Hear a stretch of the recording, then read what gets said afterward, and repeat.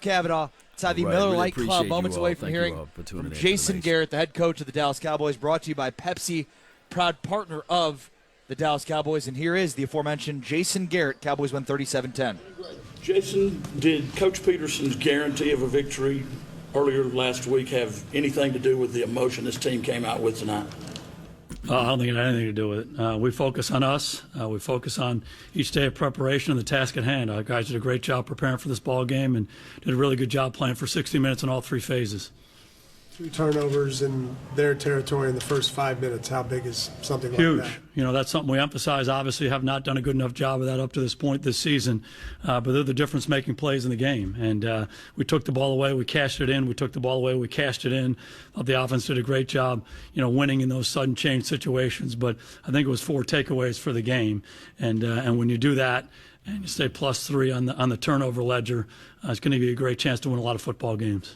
What did you see in the film during the week that made you see that the deep passes were going to work so well tonight, Jason? Well, the biggest thing against this team is you have to block their front. They're big-time players up front, outstanding defensive line group, and really fast and aggressive all throughout their defense. So I thought our offensive line did an excellent job allowing us to be balanced. Protected well. You know, we ran the ball, you know, really throughout the game. Kellen did a really good job staying persistent with that, and we tried to attack different ways. We tried to get the ball out of our hand, tried to move our quarterback. We tried to take shots down the field when we had opportunities. Dak made a number of big-time throws. Receivers did a great job on the other end. What were your thoughts on Dak tonight from start to finish? Thought he played an outstanding game. Really was in control of everything. Made great decisions throughout, made a number of big plays with his feet, plays with his arm, played really well in critical situations, cashing in the red zone on some drives for us, and just really did a nice job, really in command of everything, and played really well in situational football. Did you put any new plays in the game plan for tonight? I don't think so. You know, typically we do what we do. We try to, you know, game plan and attack the defense, you know, different ways with the style of offense that we play. Why'd you go for it on 4th and 1 from your own 49? Up 14-7. What was your... Yeah, we just needed to do that. We needed to stay aggressive and convert that and, you know, continue to have confidence in our guys. And our guys did a great job backing us up and making the plays and continuing down to allow us to score points and go ahead by a couple scores. Hey, Jason, can you talk about the end of the half when you pinned them deep and then you executed 2 or 3 plays in a row to Witten to get the field goal, the whole strategy about that? Yeah, I just thought it was a good sequence for us. You know, we worked those situations over and over and over again. And again, I thought Dak made a number of great decisions, understanding how much time we had on the clock and just how we had to manage that. And, you know, our goal was to give Brett an opportunity. And we got to the 45-yard line, and they all looked at me and said, let's go. And he kicked the 63-yarder. And big-time operation, LP and Chris, fantastic. Protection was clean, and Brett made a big kick for us. Is it still a little hard for you to think that's a field goal opportunity at the 45? Yeah, you know, you have to think twice about it, but, you know, he's been so good. He's been so good beyond 60 for us. And I think that's probably his 3rd or 4th one in the last couple of years. So, you know, he's very confident in those situations. The guys are confident. And again, I thought Dak and the offense handled that situation really well. Well, in light of the injuries that you've had thus far this season, Jason, obviously the bye week's coming at a really good time for you now. Yeah, and again, I thought those guys did a fantastic job working their way back. You know, to have Tyron back in there and LC playing tackle for us, and Amari and RC, you know, coming back and being able to play receiver, making the plays they made tonight. Byron Jones fighting his way back. So those guys did a fantastic job. They make a difference for us. The guys who played in their place fought hard and battled, and they grew from the experience. So we're a better team for it. And hopefully over the next, you know, 10 days or so, guys will get healed up and we'll get ready to go again. What are your thoughts on what DeMarcus Lawrence was able to do, especially early, kind of set a tone? Yeah, DeMarcus is a hell of a football player, and it goes so far beyond just being a really good pass rusher. He takes great pride in being a run defender, being around the ball. He's always sprinting to the ball. He plays with a relentless spirit, and then certainly he was going after the quarterback, was around him a lot, made a lot of plays on the ball. It was big time. You mentioned their front and how strong they are. It's the 4th time in 5 games Zeke's had more than 100 yards. You controlled the time of possession and controlled the tempo of the game. Do you have a little formula against these guys in their front? Got great respect for them. They're a fantastic football team and have been. We've played some some great games with them the last few years, really battled them. And, every time you go out there, it's a war. And it starts up front, offense and defensive lines. We challenge those guys to win their battles. And, that's where the game starts. And our guys really stepped up tonight. Beating them 3 times the last 2 years, how important is that pressure on Wentz that you just talked about? Oh, it's critical. It's one of our goals every week. You have to affect the quarterback. And, our guys did a really good job. He's so elusive. He's strong in the pocket. He escapes. He gets away. He breaks tackles. He keeps his eyes up. He can just make a number of big plays. And so you have to just stay after him. You have to be disciplined. You have to be relentless. I thought our guys did a great job of that tonight. You did a great job also, Jason, of keeping the receivers under control the whole game. Yeah, and again, it starts up front. You have to affect the quarterback, but our guys did a really good job in the back end, both our zone coverage and our man-to-man coverage against some big-time players. They got some playmakers at receiver, big guys, fast guys, elusive guys. Tight ends are outstanding, really good runners. So our guys stepped up. Again, it starts up front, but across the board, I thought we played very well in defense. What did you learn about Amari tonight? After not practicing very much last week, and what happened and come back the way he did? I didn't learn anything about him. It's stuff that I already knew. He just reaffirmed, what he's all about. He's a big-time player. He's as tough as they come, and he battled back from this thing and just played at a really high level. He's a difference-making player for us. He's so capable of making impactful plays in the game. He does it consistently, and he gets a lot of attention from opposing defenses. And time and time again, he's come up big for us. The win's important, but this might have been your most complete game you've played this year to give this team some confidence, offense, defense, special teams. Yeah, I agree with that. The challenge was to play in and play out for 60 minutes in all 3 phases. And, we knew, certainly emphasized trying to get off to a good start, but even when we did, we knew they'd come back. That's the kind of team they are. That's what the NFL is all about. So you had to keep playing. You had to keep battling. You had to keep executing. Again, I thought we did that really well in all 3 phases of our team. Do you have an early word on Leighton or Quinn? We'll find out more. Obviously, neither of those guys could finish, so we'll find out more in the morning. Leighton, I think, is dealing with a stinger, and Robert went to get his ribs x-rayed, so we'll just see what that is. What did you like most about Zeke's performance today? He's just tough. Zeke's a really, really good football player. Line one with Zeke Elliott is mental and physical toughness. And he loves carrying the football. He loves making the dirty yards. He loves blocking. He's a run blocker tonight. He was a pass protector tonight. And he's just tough, and our team feeds off of him. Thanks, guys. Okay. Great to see you guys. Have a great night. There's Jason Garrett on the Dallas Cowboys Radio Network. The Cowboys win 37-10. We'll hear from Dak Prescott on the way. Jeff Cavanaugh, Ari Tepkin. Dallas Cowboys football will continue in a moment. Yeah, it's good stuff, man. Really appreciate you all. So there was a hard fight. It was a hard fight for us, especially starting off. We had our guys to figure out ways to get to the quarterback, causes the fumbles and causes the turnovers and takeaways, and he said all 3 phases of the game. This is what's been missing from us, the defensive turnovers and takeaways. We needed that down the line, and by us not having that, we saw that. Also, this what else would happen, Cowboy Nation. The aspect of us not making the field goal kicks. This guy nailed a 63-yard field goal. Can somebody point that out to me and let me know whether or not that is actually a Cowboys record? Let me know in the comment box. And for those who are on 105.3 The Fan, let me know. Shout out to them. Thank those for participating on 105.3 The Fan is watching. Let me know when Dak Prescott get out there, because we really want to see what Dak Prescott had to say, especially as it relates to, his thoughts of the game, what the outside noise is all about, and these sorts of things. So, hey, it's one of those things, man. It's purebred Sham. Okay, that's what I'm talking about. Bill Bay said he still says fire Jason Garrett. 63 is a league record. Oh, I thought it was 64 is a league record. Okay. It's a franchise record for sure. I know for sure that's a franchise record. Brett, he can nail a 63-yard field goal, but it's hard for him to hit a 36-yard field goal. So that was the craziest thing, right? Yeah. Law, you talked to Bronson. I supposed to have been able to reach out to Bronson earlier this week, but, I had these situations going on in my family, so I couldn't really reach out to him, and I couldn't do my behind enemy lines talk.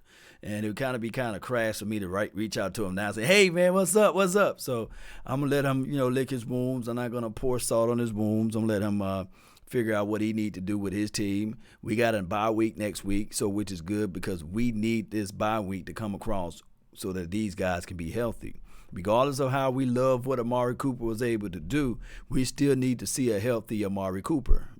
We do, so he can take us on and on towards the back end. Remember this.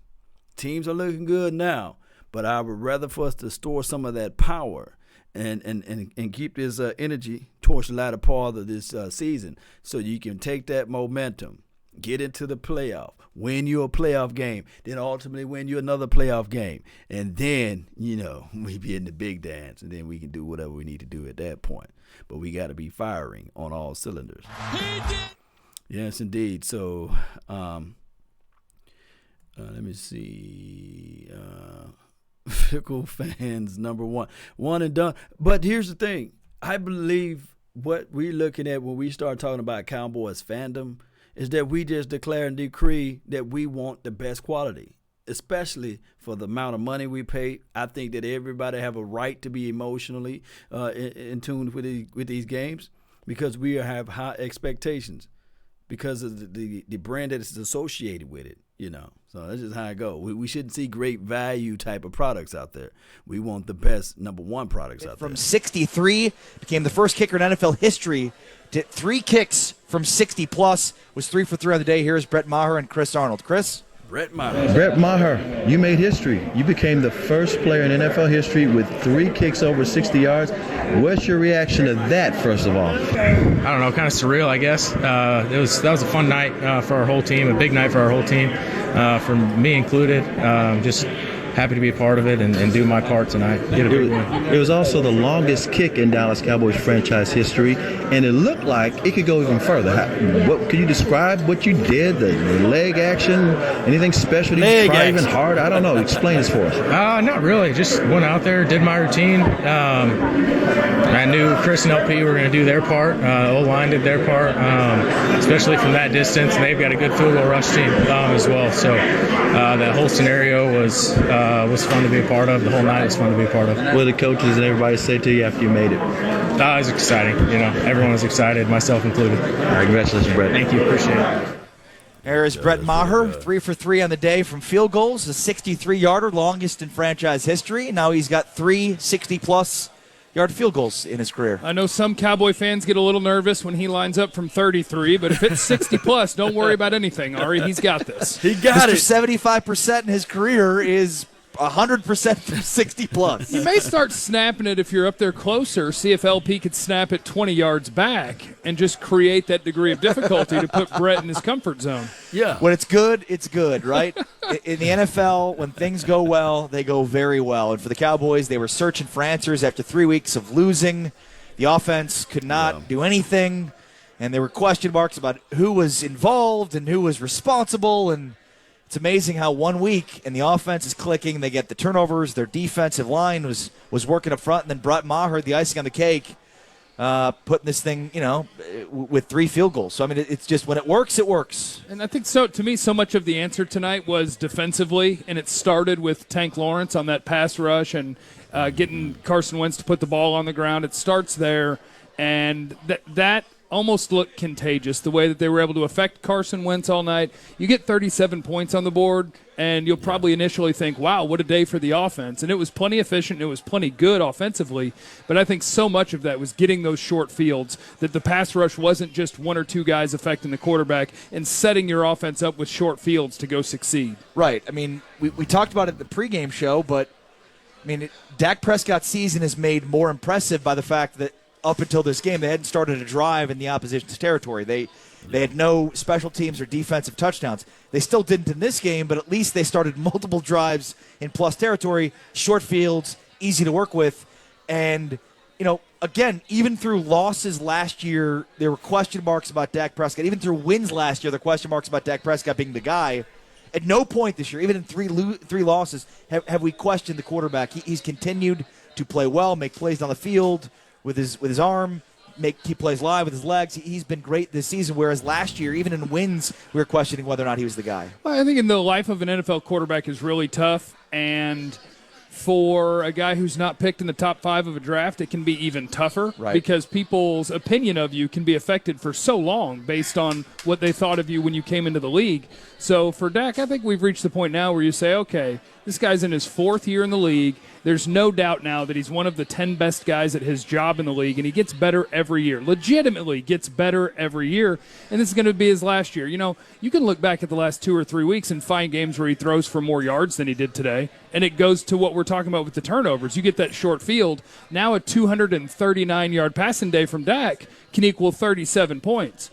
I don't need 400 yards. Right. I don't need 450 yards. Preach it, man. I'd rather start on their 40-yard line than have to keep going 75, 80 yards on every drive. And so this was a total team effort. It couldn't have come at a better time, and now you sit at first place in the division, and I believe that makes you 5 in a row against the Philadelphia Eagles, if I'm not mistaken. So no reason to think that couldn't go one more time. And you might need it to with the way the schedules for both these teams shake out, but it couldn't have been a better night for the Cowboys. Dak Prescott now 16-5 in his career against the NFC East. He's won, and the Cowboys have won 13 of their last 15 against the NFC East. How about Amari Cooper?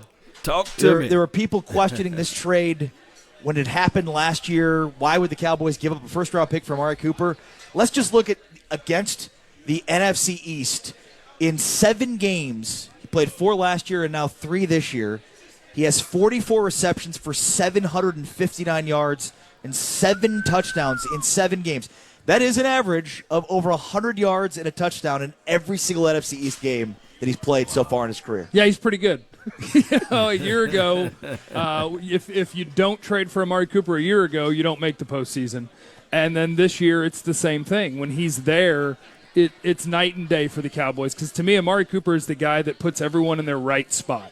Michael Gallup is a really good young player that's getting better and better, but his spot where you really want him is as the second receiver who can go be a man coverage beater and help you out in that way, while Amari Cooper deals with double coverage and beats that. It puts everybody in the spot where they need to be, and without Amari Cooper, you don't have that. Again, 44 receptions for 759 yards and 7 touchdowns in 7 games against the NFC East. Tonight's game between the Eagles and Cowboys at AT&T Stadium is brought to you by Bank of America, the official bank of the Dallas Cowboys. We'll hear from Dak Prescott, quarterback of the Cowboys, next. There you go. Cowboys win 37-10. They're 4-3 and in first place in the NFC East. You're listening to the Dallas Cowboys Radio Network.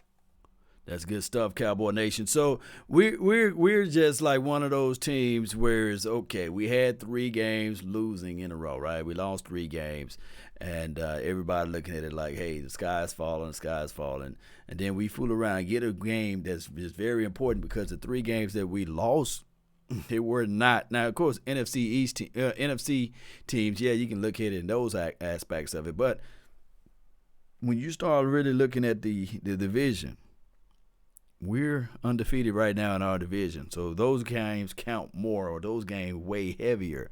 So I'm thinking that if we can continue to play against the teams that's in our division, boy, oh boy, we'll be better off than what we thinking that we are. And I think that Jason Garrett, like I said in my pregame talk or what have you, is that he's prepared to play against teams within our division. He knows how to play against them. Shout out to you, Brian, man. Thank you for tuning in to the Nation Floor Day. I see you, fam. Really appreciate you for being part of this thing, too, as well. And shout out to everybody that's on my Instagram and beyond. I really appreciate you all for following and supporting the channel there as well. Team effort, that's what I'm seeing from people. Jay Lewis. What I was saying, that being prepared for the opportunity, is better to be prepared for an opportunity and not have one than to have an opportunity and not be prepared. What I was saying with that is that with Jordan Hip Pocket Lewis, he got to show us something, basically. Show us something so we can remove the thought of putting Antonio Brown back out there, or Anthony Brown, whatever his name is. But my thing is, he did that. And it's going to be kind of hard for the coaching staff to say now, hey, since we put number 27 in, he have an interception, he have a forced fumble, he have all of these things calculating and putting out there together. And then he had also tackled for loss earlier. So I love everything that I'm seeing from Jordan, Hip-Pocket Lewis. Young Wilson says, Law, we finally played all out on defense and offense. Yes. And then we finally utilized Tony Pollard as well. We utilized both guys, so I love seeing that.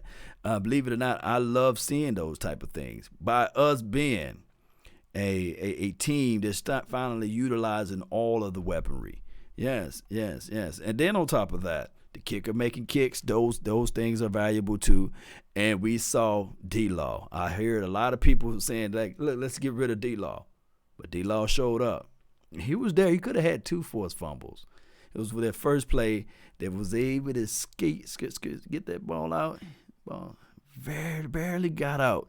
And he was almost close to getting that one too. So shout out to D-Law. Got a few more seconds before they get this thing going. So football world is crazy. It's a crazy sport in general. Amari ain't leaving. He love us here. He does love it here, but we got to figure out. I heard people saying, let's get A.J. Green.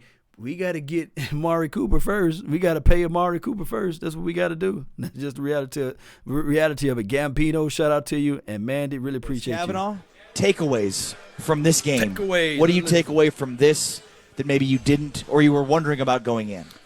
Oh, I think a lot of people coming into this game just didn't see this sort of performance from this version of the Cowboys. You got 3 weeks into the year, and it looked like that this was an offensive juggernaut, but how much of that is the teams that you played against? Then you played 2 good teams and the New York Jets, and it felt like they were in a real funk. There was a lull going on. Where are the turnovers? Why can't you move the ball? So I just think that this one was really surprising to see them come out and put together this complete of a performance. And I don't think you can find any aspect of the game where they had a really big struggle. Not only were they the ones forcing the turnovers, converting in the red zone, Cowboys 8 of 14 on third down, while the Eagles are 3 of 9. So it was efficient. It was explosive. It was creating turnovers. It was pass rush. It was Xavier Woods with an interception. It was almost the perfect game that you could draw up to see the Cowboys with first place on the line for a team that seemed like they were sort of teetering on the brink. If you lose this game, I think a lot of people are in the same spot where they were a year ago with this team, where you would look at it and you would say, what has to drastically change if this team is even going to have a chance? And that was Amari Cooper a year ago. And if you lost this one to be in second place, right, and then the Eagles have an easier schedule the rest of the way, I think you look at the whole thing and go, what massive change has to happen to jumpstart this team? But the answer was nothing. They just needed to have this game. That's the jumpstart. A lot of times we look at turnovers as being a product of luck. And, I mean, We got to say this right quick before shout out to your skeptical fan, man. Here's the thing. My gosh, Sean Lee, he had the interception in his hands. Oh, my goodness. Oh, interceptions and turnovers and takeaways are contagious. They are.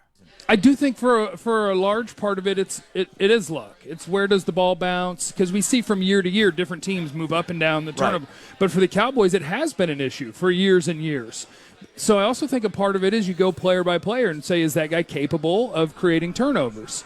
It seems like such a silly thing, but for defensive backs, can that guy catch? Right. If he has the opportunity to get one, and Xavier Woods can, and Jordan Lewis can, and they were really affecting Carson Wentz, even on the plays where they weren't sacking him. He's off balance. He's having to move around the pocket. He's not real comfortable. So, I think it's a combination of things. But tonight, the DeMarcus Lawrence one, right. That's not luck. That's a guy making a play. That's not luck. That's a guy. That's your $20 million a year guy making a play on defense. And just starting with him, because I feel like he's caught a lot of heat because people will look at a sack total for a season and say, that guy's not playing well. Right. DeMarcus Lawrence has played well all season. Right. He's been banged up on 3 different body parts, and his snap counts have been down a little bit. But go watch that pass rush again, because that's a guy that he's not getting by on being a freak athlete. He's getting by on putting in the work.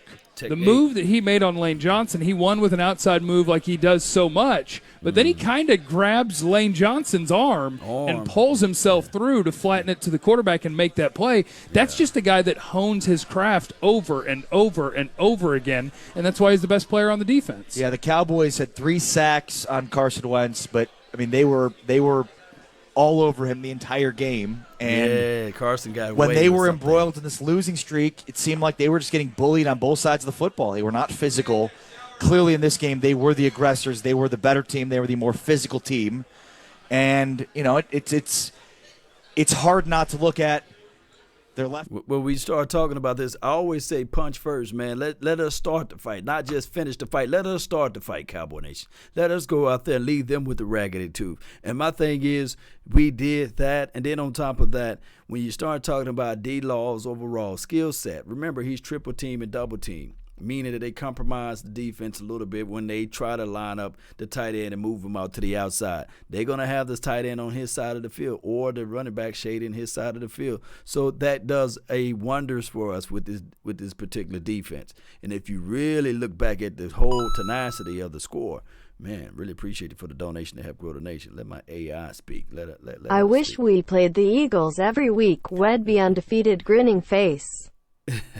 Vero. Yes, indeed, man. Really appreciate you for the donation to help grow the nation. He said, wish we play the Eagles every week. Man, we'll be undefeated. Here's the thing. You look back at that score, if it wasn't for a roughing the passer call and a phantom, roughing the, what do you call that, hit on a defenseless player, maybe this would be a 37-3 type of game. Who knows? I'm just putting it out there because the officials helped them out on that drive because I couldn't see that was roughing the passer. I mean, Carson Wentz dropped back, he throws the ball, and he kind of dips his head towards Jalen. Because I think that these officials, man, they really need to go back to officiating school or whatever you want to call it and get these things better for next season. They got to, or let them be full-time. With you. Got to credit that to all the big guys up front, man. They got the best line in football. And, Philadelphia does have a great front four, but, those guys did a great job neutralizing those four and establishing a line of scrimmage and getting a running game going. And finally, can you talk about how this was a dominant win as opposed to barely winning or losing and how much that means in this locker room? It was a dominant win, and, early, defense at the tone. They came out there taking the ball away twice, and I think the tone was set for the rest of the game. And offense, we responded well, dominated those guys. And it's definitely good for this team. And good for this team going forward. I appreciate you, Zeke. Thank you. Big time performance for Zeke Elliott. Again, he becomes the first 100-yard rusher against the Eagles since. Well, Zeke Elliott last season. Oh, wow. That's good against stuff. That number 2 rush defense. And Ezekiel Elliott is 5-0. You can attribute the Eagles' second-ranked rush defense coming into this game with teams don't have to run on them. But I want to say this. Ezekiel Elliott is 5-0 against the Eagles, and he just said like they was a second rush total defense in rushing and what have you, and Ezekiel Elliott carved them up. The Cowboys very rarely saw a light box when they were handing the ball off. So, in other words, the Eagles were stacking up to try to take away the run game. And I thought that this was by far the best Ezekiel Elliott we've seen this season. There had been narratives going around, and I was one that was talking about him, about the number of tackles that Ezekiel Elliott does or doesn't break and where that ranks in the league. But tonight I thought Ezekiel Elliott ran really well. If you tried to tackle him by the ankles, he was running through it. He actually made a couple of guys miss as opposed to trying to go through them. I think this is the best that he's run all year. And I don't know how much players listen to narratives or what talking heads like us say throughout the week. They listen, but man. That was a guy that looked like he was running determined to show somebody something, and he did it. Yes, we will give you injury updates throughout the postgame show tonight. Jane Slater from the NFL Network tweets, Cowboys linebacker Leighton Vander Esch just told me he's good. First neck singer disputes, quote, history, end quote, of neck issues reports. Told me he would have continued playing, but, quote, wasn't up to me, end quote. Well, that's good. If you let players decide when they did or didn't play, I promise you they would play a lot of times when they shouldn't. Robert Quinn left this game as well. Yet to hear any word on his status.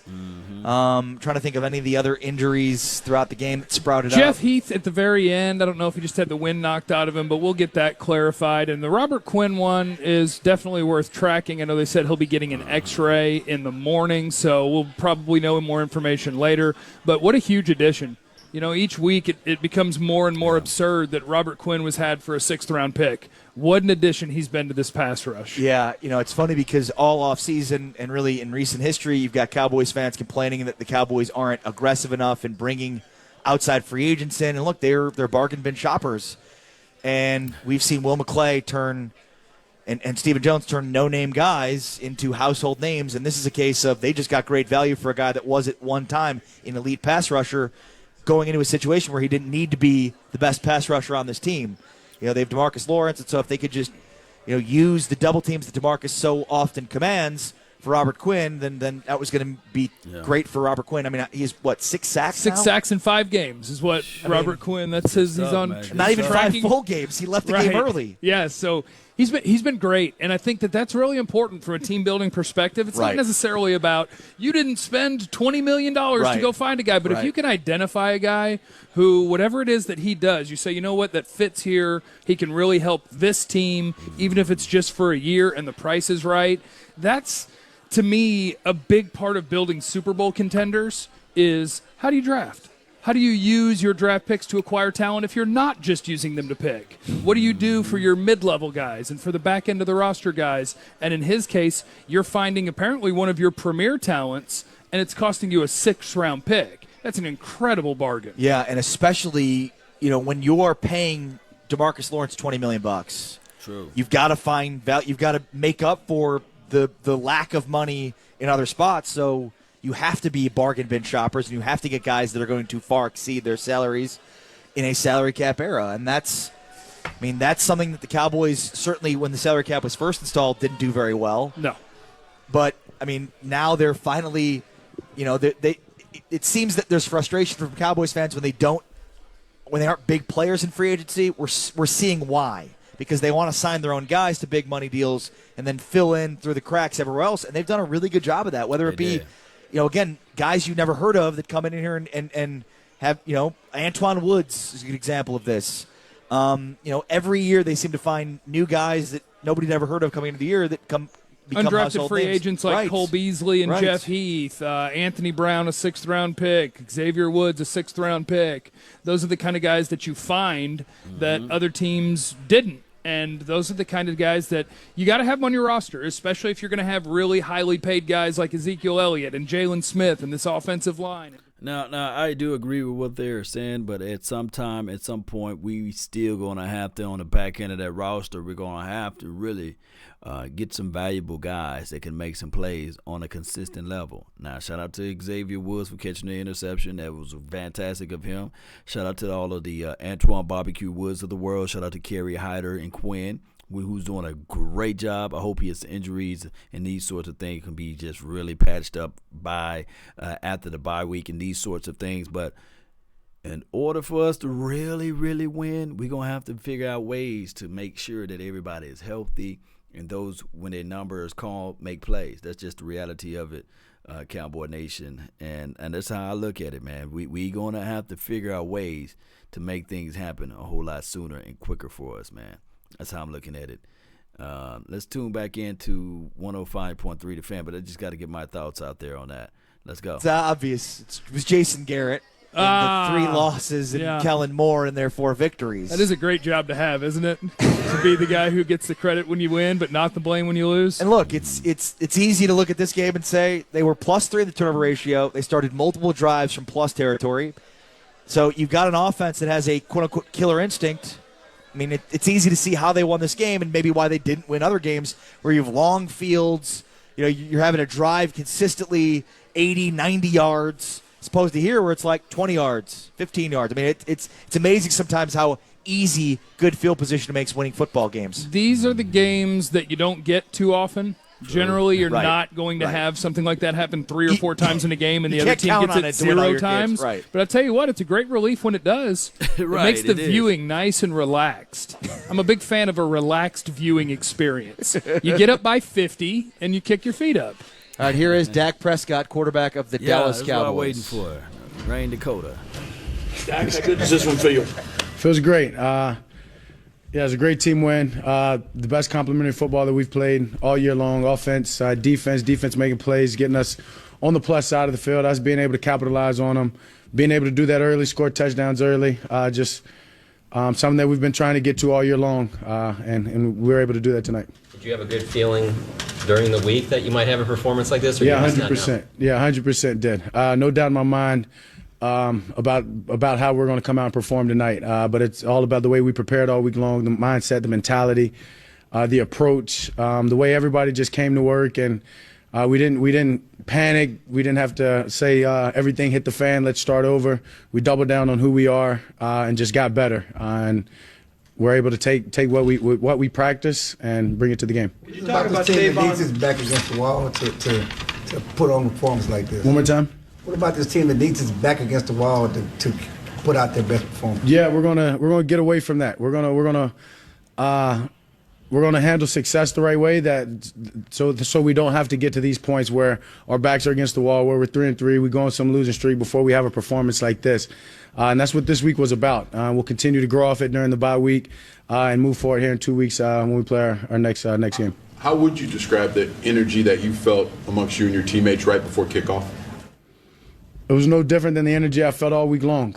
It's kind of that back against the wall mentality. As Clarence said, it's you don't necessarily want to be in that position, but I've told y'all all year long and continue to say we've got the right men in that locker room that when we're in this position that double down on themselves, believe in the man next to them, and go out there and just perform like you need to perform when they need to. So as I said, we're going to grow from it. We're going to figure out how to do that when we win a couple of games here in a row, as we're about to go do. And when success hits, we're going to handle that the right way and not put ourselves in adverse situations. Did you do anything differently in the last night in the hotel or before the game than you've done in the past 3 weeks?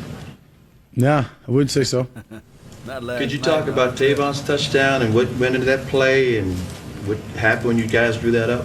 Yeah, a great design by the coaches. Obviously, knowing they like to rock and roll their safeties, and sending Tavon in the backfield right there, and they brought the blitz off the edge, able just a quick pull, pitch it. Tavon had him outflanked, made the guy miss, and went and got a touchdown. It was a great way to start the game. Dak, you mentioned the short fields and taking advantage of those early in the game. I think 15 plays in the game, you had a 14-0 lead. Does that then allow you to play the game the way you want to play it? Yeah, I mean, we're dictating everything at that point. And when we have the offensive line in the run game like we do, that allows us to get to that and get to all of our different plays that we want to in the run game and open up everything from there. So it's all about starting fast. That's been our struggles all year long. We're able to do it tonight and come up with a performance like this. So, I mean, credit the defense, getting us those short fields. As I said, it was just great complimentary football, the best we played all year. Can you talk about Amari Cooper's play coming off the injury and what he was able to do tonight? Yeah, a guy just shows up each and every week when he's healthy and makes plays. Nothing short of what he does at practice. Prepares the right way. I've talked about how he's always watching film, how he's always studying his DBs. We're in the huddle. He's talking about how he's going to run this route. So to make sure the guy that's clearing out the guy in front of him does that, communicating that, just a very intelligent and smart player. And when it comes Sundays, he puts all of his study out there and just goes and executes and makes a great play after play. So 4th and 1 near midfield in the second quarter. Did your eyes light up when you knew the ball was going to be in your hands? Definitely. I love that play call, and we executed it the right way. It was a great call. Was it more aggressive, the play calling, because you guys got that early lead? Is that what allowed him to open up the playbook, as you mentioned? I don't know. I mean, we've got a coach that's aggressive. We got a coach that believes in our offense and believes in the guys that he has. I mean, we're in the situation last weekend, and we did the same thing. So that's just kind of who we are. That's who this team is, believes in himself, knows we have the players that can go make those plays and have an immense amount of confidence in that. So whether you're up or whether you're down, I think that's who we are in those situations. What do you think it is about Jason to make those kind of calls? Because as you said, it's not one of the first times he's done it. Yeah, I mean, it's trusting the players. It's something that he always says, but his belief and trust in the guys to execute the play call. I mean, he has so much trust in the offense and so much trust in the team. I mean, you have just as much trust in the defense side, that situation, because if you don't get it, you know they're gonna make the plays to get the ball back to you. So he trusts his players, and that says a lot as a player. It means a lot as a player. On your touchdown run, what did you see, and then what does it mean to you now you have more rushing touchdowns than any quarterback in Cowboys history? Yeah, I mean, a similar play to the fourth down right there. Getting out of the pocket after faking the run. Zeke did a great job of stretching Malcolm Jenkins there and saw a lane. I just tucked the ball and went for it. I was able to get in the end zone, but records are all cool. I mean, to have a record, I mean, it's an honor, especially in this franchise with the great amount of success the quarterbacks ahead of me have had. So obviously thankful for that, but a lot more to be done. I'm not going to sit there and hang my hat on that. About the edge you and Zeke played with tonight, certainly, you're very physical. You were physical, what you're running, and I know the words you had with Malcolm Jenkins on that last round. Can you talk about that interaction? Yeah, let me see some Cajun Malcolm's somebody I know, just a little friendly interaction. He got a little handsy, and I told him he did, and we're okay. We're good. But you try to impose your will and your size on those defensive backs yourself. I'll always do that. Yeah. Zach, what went through your mind each time the defense got another takeaway, and why were you all so effective converting each time? I mean, we've got to go turn these into points. I mean, the defense is playing their butt off, making turnovers, giving us a chance on short fields. Now it's our time to compliment them and tell them thank you by putting 6 points on the board. And just being able to do that, as I said, it's just great complimentary football from this team. It's the way that we execute it and the way that we approach the week. No surprise tonight from the people in the locker room. What are your thoughts on Zeke's night and what he was able to do from quarter one to quarter four? I mean, we got that lead, and it started with the offensive line, just how physical they were, how dominant they were, making sure their presence was felt all night long. And then Zeke comes in and does exactly what he does, is aggressive, comes downhill, makes those guys in the secondary, fills them, and when it comes to fourth quarter, I don't think they want to tackle him. And had a great complimentary back, obviously, and TP and what he does. Some of those runs he had, his run early, I don't know if I was more excited about any part in the game except as I was on that play. So, I mean, but it starts with that offensive line. Great group right there, and those guys get to go be the backs that they are. As a team, it seems like you guys did a really good job not getting too down on yourselves over these past 3 weeks. There's a skill to that. There's a skill to ignoring us, ignoring whatever else might be said. What's the importance in your eyes as a quarterback, just a locker room that embraces that mentality? Yeah, the only people that matter is the people in that locker room. We're the ones that can do the job. We're the ones that can get it done. We're the ones that can fix the problem. Anyone and everyone else's opinion absolutely mean nothing and can't help us, can't hurt us anymore. So it's about that. It's about knowing that. It's about controlling what you can control. And I think as I continue to say, we have the right men in the locker room that think that way, that carry themselves the right way. And, we'll never let the outside kind of come within our locker room, and that's why this team is special. You talked about the energy early and physical play and one of your favorite plays of the game, but how often you get 8 yards on a quarterback sneak? Yeah, that was great. That was great. I was just moving my legs, and they weren't stopping. And next thing I'm like, wait a minute, I can score. And turned out of there, and unfortunately got tripped up a little bit. But, hey, when a QB sneak goes for 8 yards, it's great. I mean, it's credit to the offensive line moving those guys. And, as I said, my head's down, just moving my legs, and almost popped. That late pick, was that a heat check? That was a heat check. Definitely a little greedy there. Rich Macy told me about it. Just try to put it over the guy. Obviously saw the guy go back, but just tried to make the throw, put it in the back of the end zone. Great play by him. I don't want to take that away from him, but, just got greedy. Heat check, whatever you want to call it. At that situation, just continue to go through my progression and get it to one of those tight ends. Do you worry at all about getting hit? You take some pretty big hits. You're a big guy, but do you worry about it at all? No, I really don't. I mean, I take care of my body and I train for that reason. So when it's time for the game, and I'm just go out there and be the competitor that I am. Don't worry about those things, and can't think about that. You don't expect Maher to make every kick from 60 yards or longer? That's impressive. That's definitely impressive. The guy has a leg on him, and impressive. That was probably the second excited I was tonight. As he did that, I ran out there like it was a game-winning field goal, but.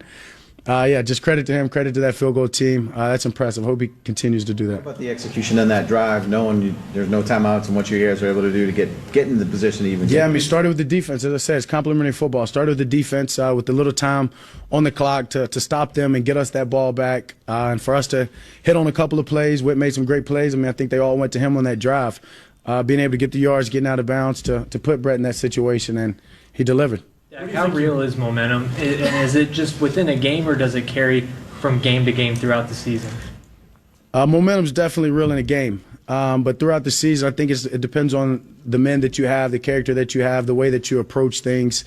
As I said, you have to handle success the right way for momentum to work with you. So we're definitely going to figure that out and make sure that we continue to use the momentum from this game and grow with it and just take the next step. Dak Jordan. You came into this game on a 3-game losing streak. You're playing for first place in your division. You win the game by 20 points. Play the best complimentary football this season. What do you think you proved to yourselves? That's what tonight was about, really. It was not proving anything to the outside world, but proving to ourselves, proving to the man next to us that, hey, you can count on me. You've got a brother in me. You've got somebody you can depend on through success, through adversity, that I'll be here. And that's so proud of this team for doing exactly that. I think that's what we proved, is that we know we've got a lot of guys in our locker room that we can lock arms with and be able to handle anything that comes our way. So as I'll continue to say, proud to be a quarterback of this team. Is this the offense you guys wanted to be at the start of the season, and not just with the balance with the running and the passing, but you got Tony involved and Tavon involved, right, and early with Zeke and on the field with Zeke and doing a lot of different things that we saw in the preseason, talked about the preseason. Yeah, of course. I mean, of course, we've got a lot of weapons on this offense, and when you can get them involved and get them involved in different ways, that's the performance that you get. So as I said, we'll get better from this one. It was a lot of great stuff on tape, but it's still a lot of things that we can get better from. And, we'll do exactly that. So thank you. Thank you. Congratulations, Dave. All right, there's Cowboys quarterback Dak Prescott. Jeff Cavanaugh, Ari Temkin with you on the Cowboys postgame show. Cowboys win 37-10. Coming up next, something interesting that we heard from Dak. Plus, what did DeMarcus Lawrence say when asked about Doug Peterson's quote in the Cowboys locker room? That's good stuff, man. When they go into commercial break, somebody let me know when they get back. I really appreciate you all. Mr. Truckee, 500. Yes. I really appreciate you, man. And Steven, thank you for tuning in to the nation. And for everybody that's on the Facebook panel, really appreciate you all. This Live Like 95 that's there. Here's the thing. One of those quarterbacks on the field tonight was getting paid $34 million. That's a lot of money. Well, I never thought I'd say this, but we outcoached a team. Good work. Keep it up, please. Doc wins. Onto the bye week. Yes, indeed. I will say, this was a game that you can look at it methodically. We did outcoach Doug Peterson, who is a Super Bowl caliber coach, if you can look at everything from A to Z in that aspect of it. So, yeah, you are 1,000,000%. So this will be a game that we can go back and say, hey, and I did hear some people said, hey, I don't hear nobody saying fire Jason Garrett now. I'm just looking at it like this is the total body of resume. We can't say that, hey, you should pay this man 10 more years, for this one game. We still have work to be completed, so there's nothing completed yet on this season, you see. So we got to be ready. We got to get everybody rested. We got to get everybody back out there healthy. We got to make sure that everybody relax. So if it's a bye week and they need to go to Cabo, or if they need to go to see their family that's in Canada, I just don't want nobody to get in trouble, no casinos and no strip clubs. Please, none of that stuff. But we want these guys to get locked, loaded, and ready, relax, get some R&R with their loved ones, and then just relax. And then next week, after the next week, they can get back to football focus, Let me know how you all feel about that. AMG, he says he put cowgirls on it. Shout out to anybody who says that, Shout out to him, because at the end of the day, man, people are getting beat down by some girls, huh? If you want to look at it in those parameters. And that's kind of an old saying anyway, to call a team cowgirls. It's kind of crazy to me. But at the end of the day, what they trying to say? What they trying to say? They can't beat a bunch of girls? Is that's the scenario? It's crazy to me. Doug, he says, Michael James says, Doug, hold that L. The memes is going to be really floating around here. But if you really look at everything from A to Z, Cowboy Nation, one of those quarterbacks, like I said, is getting paid $33 million. If I was a space alien to drop out of space, what have you, and to watch this game for the first time, who outperformed who as it relates to quarterback play? Just post that down in the comment box, because we got to figure out why one is getting paid and the other is not, you see. So we have to really see. Grass says Live Light 95. Yeah, really appreciate you. Shout out to you, Todd, man. Really appreciate you for tuning in on the Facebook panel in Florida, as well as my guy. This is Gambino. What's good with you, man? Maher is a legend. Man, he just need to kick kicks, man, just beyond 55 or 58, 60 yards. But we're going down to Dallas, and our guys are going to be ready to play, and we're going to win that football game. And when we do, we're in first place in the NFC East. I really did see his comments, as it turned out. I really think he was talking generically as a coach talk. What we need is to go get a win and have a good week of practice in that standpoint, rather than saying, look at it, it's in 3-inch headlines, we'll beat them. I don't see that from that statement. Yeah. Well, I don't know what he said or what he didn't say, but he didn't come down to Dallas and win. Yeah, he didn't come down to Dallas and win it. So we'll see what they're going to do from here, Cowboy Nation. Let's see what they talk about now. In the Miller yeah, they still got that. I'm going to let them play that out. Chris Richard needs to stop with his ideal corners. Keep Jay Lewis. Yeah. Deals on seats. Buy from any device and sell and transfer tickets in just a couple of taps. Best of all, listeners will get $20 off their first ticket purchase when they download the SeatGeek app. Use code BOYS at checkout. Let's go. The audio from Doug Peterson, courtesy of WIP.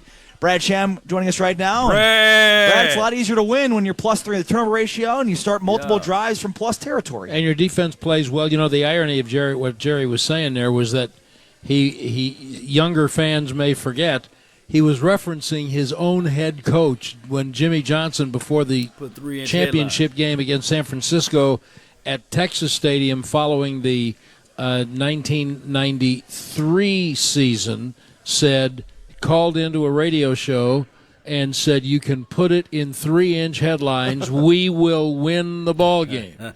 What Doug Peterson did was not that. His only mistake, really, was in saying when we go win. If he had said if we go win the ball game, but then if the coach says if, then the fans and maybe players say, what do you mean if? You don't think we're going to win? So, that's why you're better off to leave that alone, because if it goes like it did this evening, then he'll hear about it for a while. Isn't that probably why the head coach of this team operates the way that he does? That's 100% why.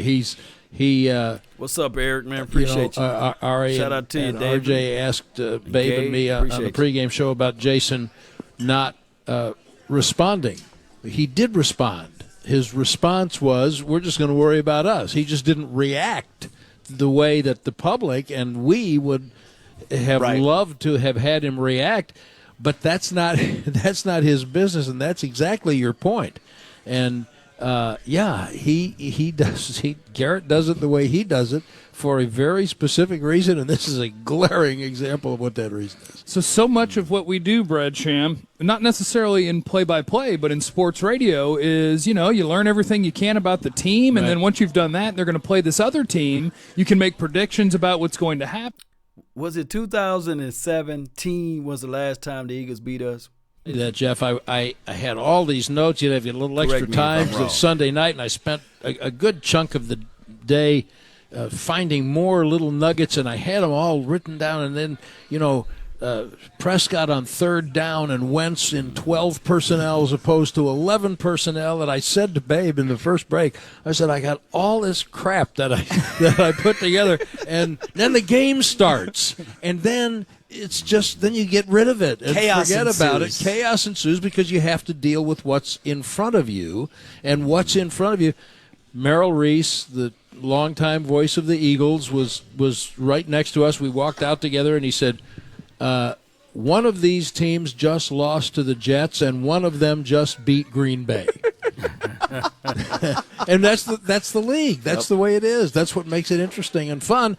But to me, it's why overreacting either way is done at one's own peril. Just breathe and see what happens and let it all play out. And now we hit the bye week. Brad, we'll talk to you in a couple of weeks. Okay, buddy. Thank good. you. Great. Have a good night, guys. Everybody be safe out there. Yes, you as well, buddy. Brad Sham joining us right here on the Dallas Cowboys postgame show. Cowboys win 37-10. They are now 4-3 on the season and in first place in the NFC East. We'll catch up with Mickey Spagnuolo, get his thoughts on the win. Coming up next, you're listening to the Dallas Cowboys Radio Network. And now, I just really want to hear Uncle Mickey so I can really get on out of here. It's been late. We've been live for about an hour. Really appreciate you all. Thank you all for tuning in to the nation. Shout out to you. I am Jazz. Shout out to Sheila Neal. Somebody confirm Jay. Yeah, he says Lauder Stadium. Let me see what Jay. Jay, I was out there the other day, man. I got to get your phone number, man. You got to email me your number so I can call you next time I'm out there. Lauder Stadium was so lit when we chanted the Eagles suck, erupted everything. Oh, my goodness. I should have been there. I had tickets to the game, Jay, but next time, maybe next time I'll go to the game. Last year, we beat the Eagles. So, we've been sweeping and mopping the Eagles all over the floor. So, for anybody that have the nauseating fans that they are, just tell them, like, man, come on, man.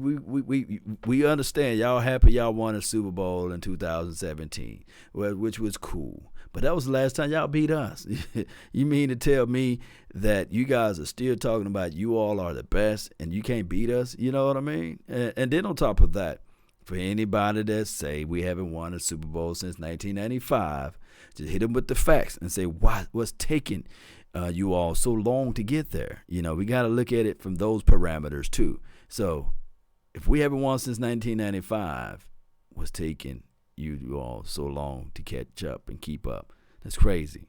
And we should be 6-1. This is Tariq. Yeah, I think we should. I really do. I think we should. I honestly think, this is from Kenneth, I think that barbecue woods is the key factor. He's squeezing the gaps, man, and merging everything together, especially when they trying to that double A gap, when he pushed that pocket back and the other guys flipping that way, 96, I think they play off of each other. And I'm thinking that the first week that Antoine Barbecue Woods was back, although we saw some improvements in the run, but the first week we was just like, let the man play into shape. Yeah. Dak is 5-2 against the Eagles. Yeah, that's crazy. And that's good stuff, man. Definitely Cowboys should be 6-1. But as long as we continue, Gambino, really appreciate you again. It's over there on my Facebook page. As long as we continue to stack these little wins on top of each other. Because I look at it like this. If we can win the divisional games and we win a couple of those ancillary games like the NFC games and stuff like that, because I think we can still whoop up on Chicago. We play them. I think that we can have a good – I have to put this out there. We have a good test against the Patriots, but I think the Bills are beatable. And I'm not saying that we're going to look far ahead of them, but I think the Giants, we're still going to give them a run for their money, the Washington team and the Eagles. So the sun will shine again. We may not look as bad as we thought, especially on this 3-game losing skid that we had. So it is what it is. Yes, indeed. Let me see who else is back over here. Your live coverage of Greg's. I love the play calling tonight. We got back to business. A lot of people on the social media, as I was flipping back and forth, they're saying that this looked more like Kellen Moore's offense. Not saying that this is not Kellen Moore's offense and this is Jason Garrett, but it's a lot to go into details of that. Stars shining again. Yes, it is. Yes, it is. The star is shining again. Who we have here? Harris. Keep that same energy in the first half, and we should be okay. Yeah, we kept the same energy. Yes, indeed, and I love it. Just tell those Eagles. Look, if you guys go in my comment section throughout, like all of the other videos, the Eagles saying that they're going to run right all the way through us.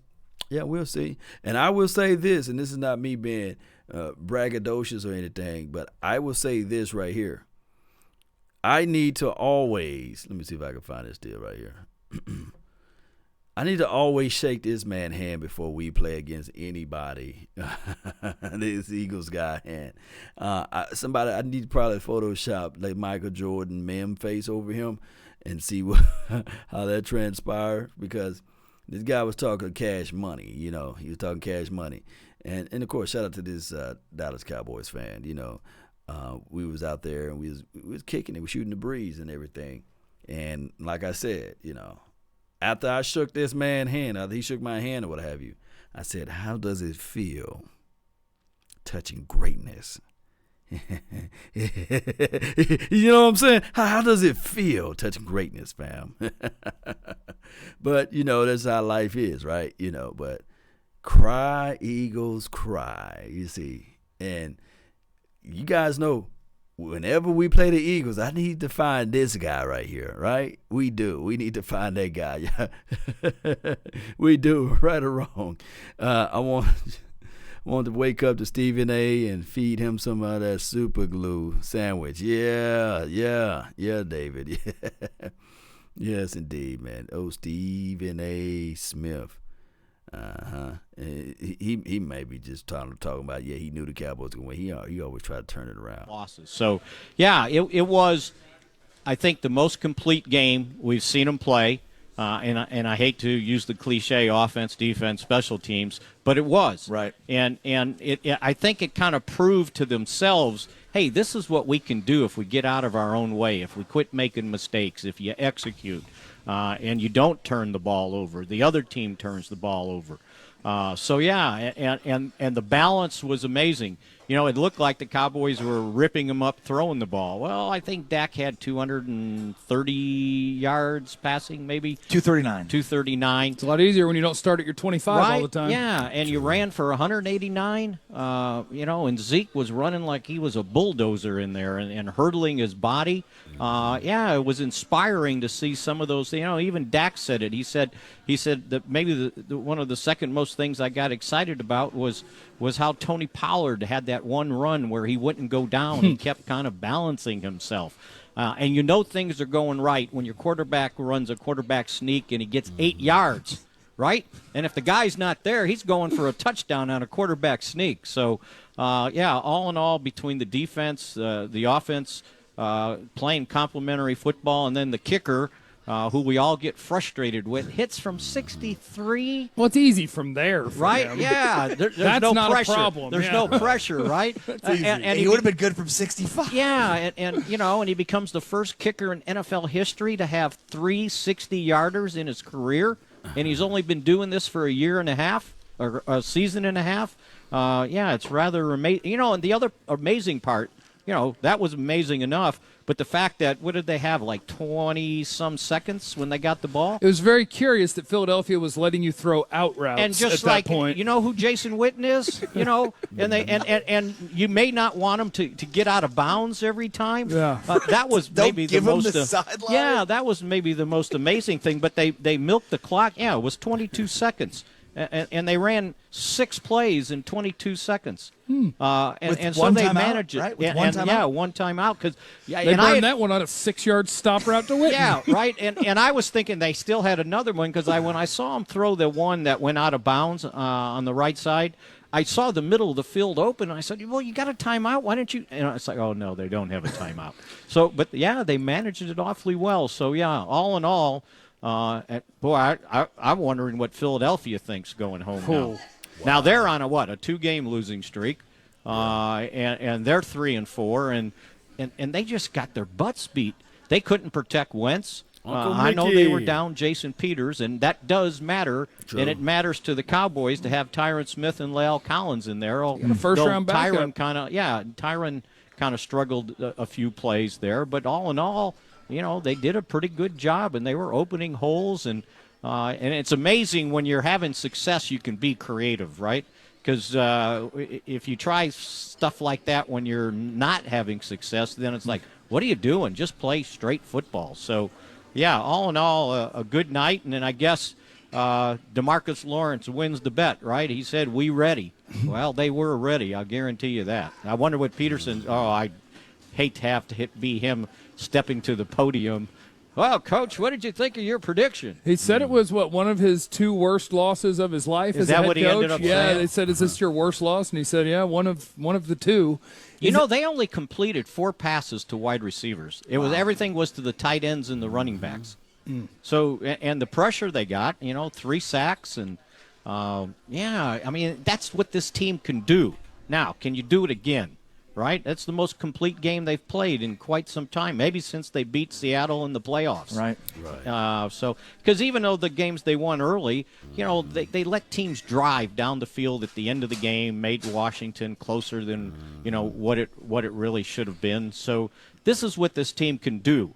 Now, can you continue it? And they'll have a week to think about it, and then you're back into the fire, right? You go Giants on a Monday night, and then Minnesota on a Sunday night. So they got their work cut out for them. Is there anything you feel like you know about this version of the Cowboys that you didn't know 4.5 hours ago? No, this is what I thought they were. I was starting to thought they were. And I think I said it in one of the shows we did. I said, when they asked me, what's your prediction? And I said, well, I'm going to be stubborn because I refuse to think I've missed evaluating this team that bad. I went the other way. I said, I refuse to keep picking them. Well, I came close to that. And what did I tell you guys? What did I pick? I said, so I'm going to be real cute. They've lost 2 by 2 points. I'm going to pick them to win by 2 points, right? And then they win by 27, yeah. Yeah, 37-10. Continue to do that. 37. Not bad. That's the most they scored since they put 40 on Jacksonville last year. And the 4th time they've scored 30 this season. They only scored 30 3 times all of last year. Yeah. Mickey Spagnola, DallasCowboys.com. As always, Mickey, appreciate your time. Enjoy the bye week. We'll talk to you in a couple of weeks. I'll say hi to RJ in the morning. Oh, yeah, he'll be there. Yeah, he'll be tearing it up. Mickey Spagnola, DallasCowboys.com, joining us. All right, we'll hear from Antoine Woods, Jordan Lewis. Does he get more playing time now? Jerry Jones, Tank Lawrence. Oh, my goodness, man. That's good stuff, man. I really appreciate you all for tuning in to the nation. You guys have a blessed and beautiful night. Cowboys got the W. We won. We shot the BB gun. They lost. They got to lead in tomato sauce, or they got to eat tomato sauce, however they go. You guys remember that story back in the day when you laugh at the people that lost or what have you. Baddest man, touch my hand type of stuff, knock the shoulder, knock the leaf off your shoulder, and then you get the swapping and fighting. I don't know about you guys, but that's how we did down there in Mississippi. And we don't have to worry about clean up, and this sorts of things with Jason Garrett. He has won an extra game. And trust me, this is a good feeling. So we got Victory Monday back into the flex, and I can't wait to see you all again. Good win, Law J. Williams. Yes. All right, good night, my guy, Ransom. Yes, good night, Cowboy Nation. And you guys know I got to leave with flames. Everywhere. So let me see how I can put the flames on that. There we go. Let's go, Cowboy Nation.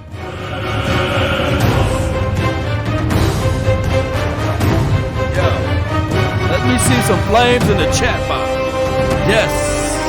Even when you're down, even when you're out, Cowboy Nation, you still got to look up high. Because at the end of the day, we are the best. We dominate the East. And we located in the West because you guys know that we all some beats, Cowboy Nation. Let's continue to grind. Let's go. We are victorious. I told everybody the keys to victory, and it happened. Look, all we got to do is continue to take this thing one day at a time. That's my message with this thing. Take it one day at a time, stack these bricks on top of bricks, and if you can keep your head when all about you are losing theirs and blaming it on you, if you can trust yourself when all men doubt you, but make allowance for their doubting too. If you can wait and not be tired by waiting or lied about, don't deal in lies. Or hate it and yet give way to hating. And don't look too good nor talk too wise. If you can think and not make thoughts your aim. If you can meet with triumph and disaster and treat those two imposters just the same. If you can bear to hear the truth you spoken, twisted by knaves to make a trap for fools, to watch the things you gave your whole life for, broken and stupid, and build back up again with worn out tools. My Cowboy Nation, we will figure out a way to win one way or another. Let's continue to support this team. Let's continue to grind. Let's continue to shine. That's been my time. I really thank you all for yours. And remember, you're listening to absolutely nothing but the best. Let's go.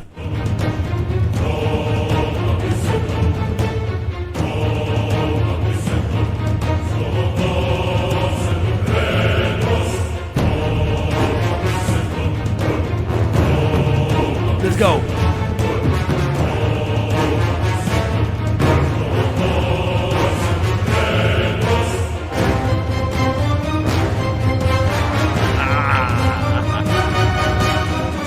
Let's go, Cowboy Nation. Oh, where my dogs at? Where my dogs at, fam? Where they at? Let me get. Yeah. Where my dogs at? There we go. There we go. There we go. There we go.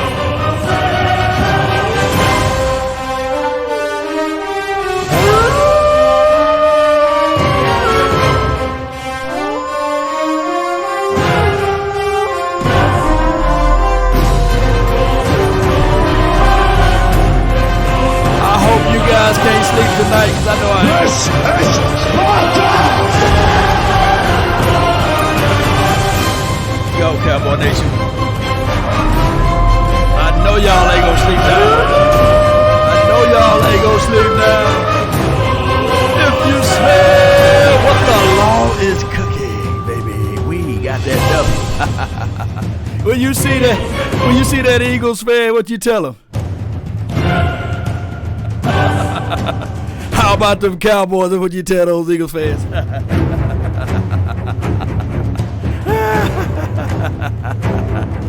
Cry, Eagles, cry to the land of no victory. Cry, Eagles, cry. Eagles, cry, cry. Eagles, cry, Eagles, cry. Let's go, Cowboy Nation. Let's go. There, let's rub it back into their faces. Yeah.